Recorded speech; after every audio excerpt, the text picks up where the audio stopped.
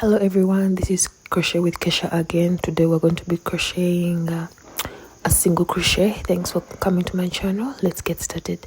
So as usual, we're getting started by preparing the thread, and then we get the hold of the end of the thread, and then you pull against it, twist your work, and then where the threads meet, repeat again, twist, and when the threads meet, hold there, and then chain onto the other thread, and then pull. We have created a slip knot. So now we're going to start by chaining. As usual, I think by now you should have known how to chain. So we're going to chain out the length that you need, the number of stitches that you counted. Basically some people count, but I prefer using inches. So after you measure, you're going to get the length of this chain you need. So that's what I am going to.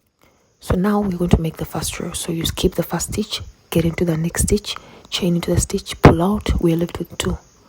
Then we're going to chain and pull out. Then chain into the first stitch again, pull out, and then chain and then pull out.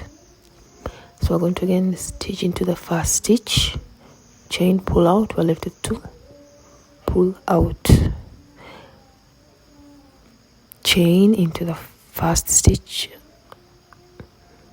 like that, and then pull out. So we're basically going to do this throughout until the end of the chain. So I'll meet you at the end of the first row.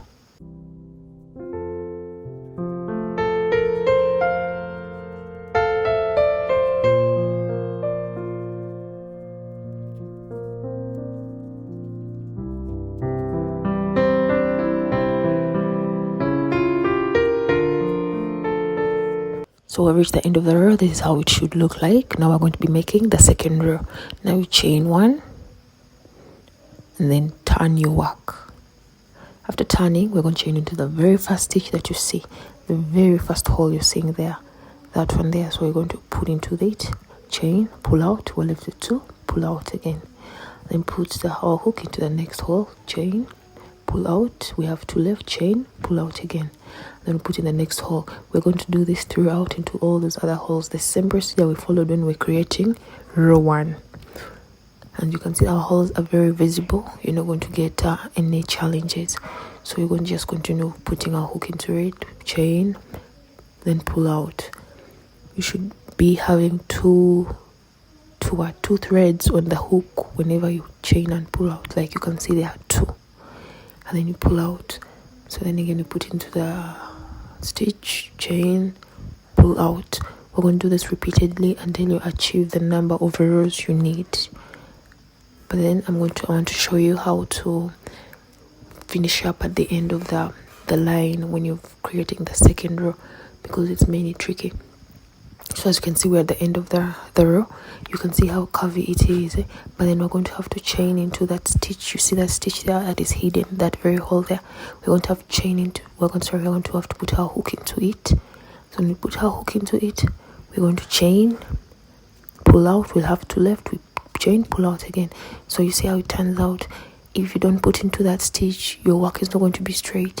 So you have to chain into all that at the end. So we're going to chain 1, and then you turn our work, and again we're going to chain again into the first stitch, that one there. So we're going to put our hook into that very hole, then chain and pull out. We have 2, chain, pull out again.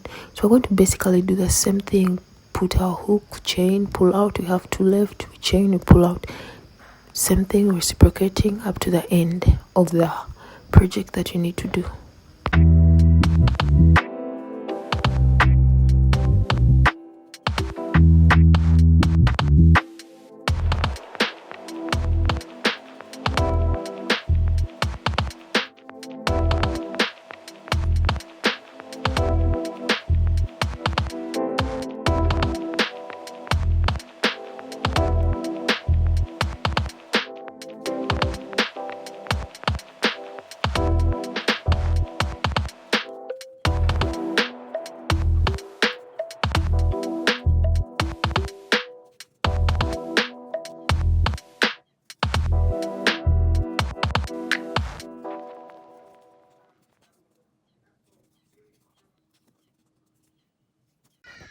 So if you continue with me, if you continue chaining with me, this is what we have by now. We have our project has grown bigger, so now we're going to chain into the very last stitch again. As you can see, we put our hook into it, put the hook, chain, pull out. We have 2 left, then pull out again. So if you did chain 1, so if you did the whole thing, you're going to see that we have a straight walk. Very well. So thank you everyone for watching. Please subscribe, follow for more videos, and leave a comment.